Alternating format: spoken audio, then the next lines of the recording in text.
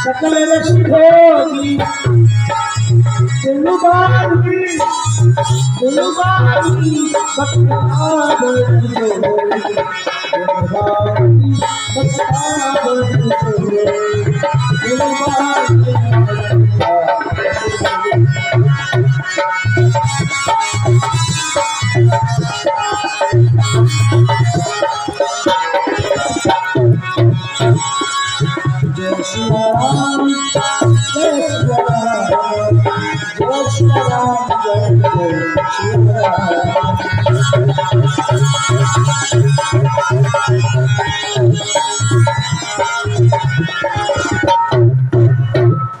यही मुर्दा का स्वरूप है। भगवान ने बचाया,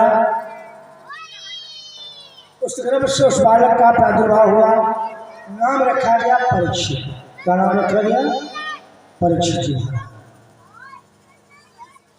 परीक्षित जी घर से निकले, थोड़े बड़े हो गए, पांचों पांडवों ने इनका राज्याभिषेक कर दिया। राज्याभिषेक कर दिया, तिलक कर दिया, और तिलक करने के बाद साथ पांचों पांडवों सोचा समय आ गया है, चलना चाहिए। अपने अपने उत्तराखंड में जाकर के अपने शरीरों को शांत कर दिया। कुछ समय बाद परीक्षित जी का विवाह हुआ, राजा बन गए। और एक समय गए कहाँ, जंगल में शिकार खेलते हुए क्या देखा, बूढ़ी सी गऊ, उसके पीछे बूढ़ा सा बैल, काला गऊ मनुष्य, हाथ में लिए मनुष्य वो मूसल उस गऊ बैल को माता चला रहा है। तो महाराज ने क्या किया, रोका है, तुम लोग, बुलाया और पूछा कौन है तुम?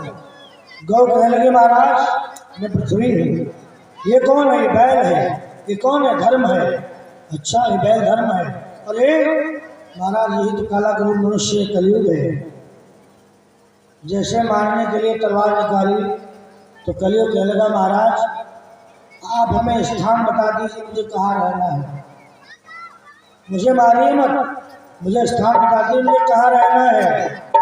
तो महाराज ने बताया था तुम्हें कहाँ रहना है। तो ध्यान देना भैया, कलयुग का वास कहाँ कहाँ है मालूम है, और किस घर में है, सुन लो दूल्हा, जरूरी है।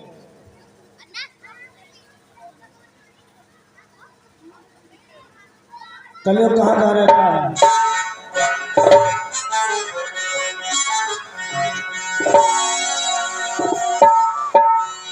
जिस जगह जुए बाजी होया, झूठी कपोरियाँ चलती है।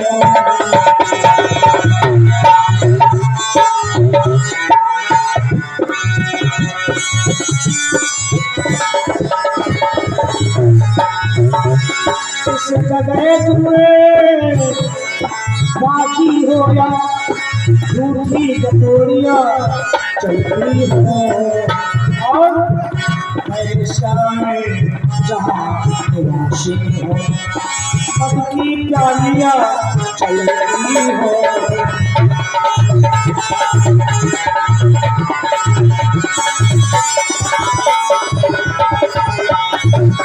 और यहाँ बात है, इस घर में गुरु का अपमान हो,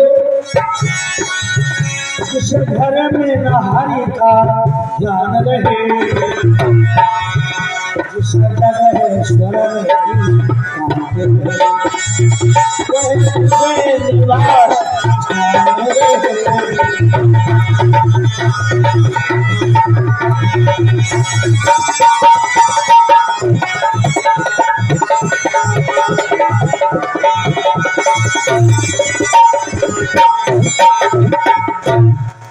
जहाँ जो लोग जुआ खेलते हो खिलवाते हो उनमें रहिए, जो हमेशा झूठ बोलते हो उनमें रहिए, जिस घर में छोटे बड़ों का अपमान करते हो और जहाँ गुरु माता पिता का अपमान होता हो वहाँ रहिए, जिस घर में सुबह शाम जोत बत्ती न होती हो पूजा पाठ न होता हो वहाँ रहिए, और जहाँ खूब चलती हो पी जाती हो पिलाई जाती हो क्या चाय,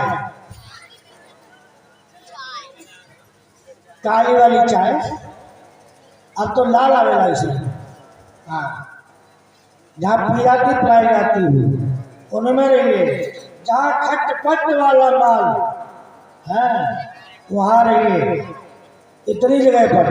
बोले अच्छा, बोले महाराज तुमने जितनी चीजें बताई जगह बताई हैं कहीं शांति नहीं मिलेगी, हमें भी तो आराम चाहिए। बोले हाँ, जो लोग ज्यादा देर तक सोते हो, भाई 8 बजे सो के उठते हैं तो 2 घंटा और सही अंदर घुस जाओ, सो लो, 10 बजे सो के उठेंगे क्या दिक्कत है, उनमें घुस जाओ। उसने सोचा सोना 2 प्रकार का होता है, एक ज्यादा सो तो भी बर्बादी और ज्यादा सोना आ जाए तो भी बर्बादी। सोने का मुंड बांधे खड़े थे, सर पर सवार हो गया, बुद्धि भ्रष्ट हो गई। एक महाराज जी आगे बैठे थे, वहां गए, उसके टंगों से सर्प उठाया गले में डाल दिया। जब घर पे आए मुंह उतार के रखा, बोले है मैंने क्या किया, मैं राजा हूँ, अपनी प्रजा में अच्छे खासे संत का मैंने अपमान किया है, मुझे कठोर से कठोर दंड मिलना चाहिए। ऐसे पश्चाताप कर रहे थे, उधर बोला गया महाराज तुम्हारे पिता गले में कोई शब्द डाल गया है, कोई शब्द डाल गया है। दौड़ते हुए गया तो वहाँ देखा महाराज ने वहीं से लिया जल, हाथ में श्राप दे दिया, जिसने हमारे पिता गले में सर्प डाला है आज से 7 लोग अक्षर बन करके वही सर्प से डसेगा, वही सर्प डसेगा।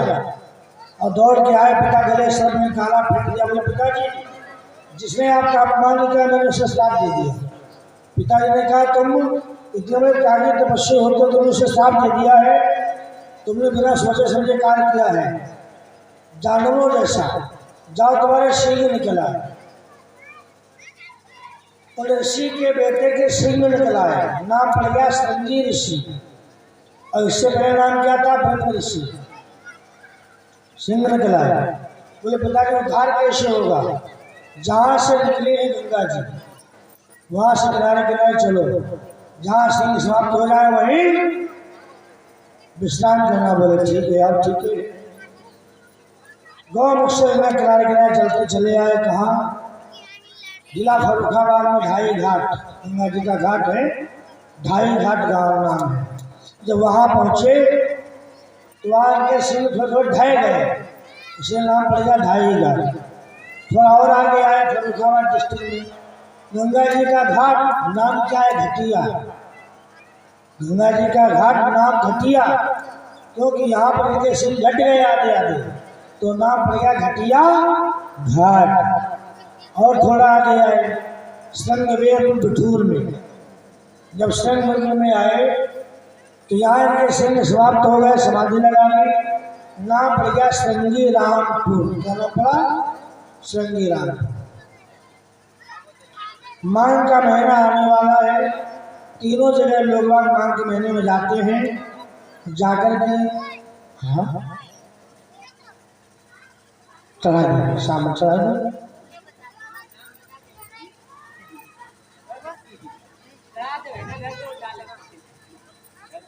हाँ महाराज को पता लगा,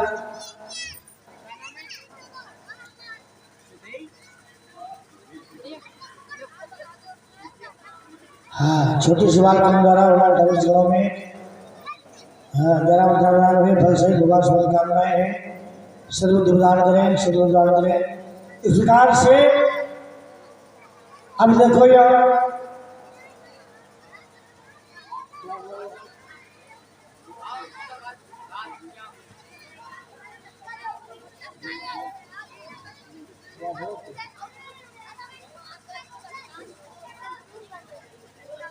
उद्धार हो गया महाराज शंभू ऋषि, और यहाँ ऋषि ने वचन दिया है, जाओ महाराज से कह आओ कि जिसके ऋषि गले में सब डाला था उसके बेटे को श्राप दे दिया है, इसलिए अपने मुक्ति का कोई उपाय ढूंढ लीजिए। तो जाकर बताया महाराज क्या हुआ, तुम्हें श्राप मिल चुका है। अच्छा, कोई मुक्ति का उपाय ढूंढ लीजिए। क्यों?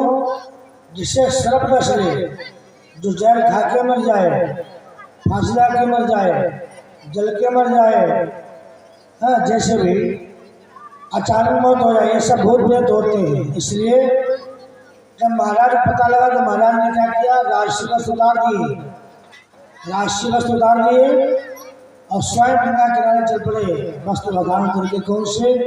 बलकल वस्त्र, पीताम्बर वाले।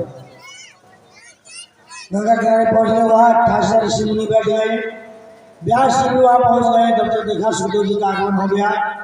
जब सुखदेव जी का आगमन हो गया, सब लोगों ने प्रणाम किया, बोले महाराज हमारे परशु श्राप मिला है, मुक्ति का उपाय बताइए। सुखदेव जी हंसे बोले मुक्ति तो 2 मिनट में हो जाएगी। बोले मुक्ति 2 मिनट में हो जाएगी तो बाकी समय क्या करेंगे? परीक्षित जी कुछ और उनसे सीख लीजिए, सुन लीजिए। बोले हाँ यह बात ठीक है। तो परीक्षित ने प्रश्न किया, श्रेष्ठ वर्णन की कथा हमें श्रवण कराए, यहीं पर हमने वाणी को विश्राम देते हैं।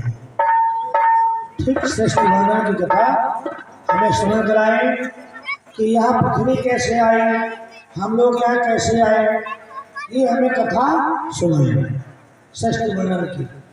यहीं पर कथा को विश्राम दे रहे हैं, क्योंकि समय हो चुका है।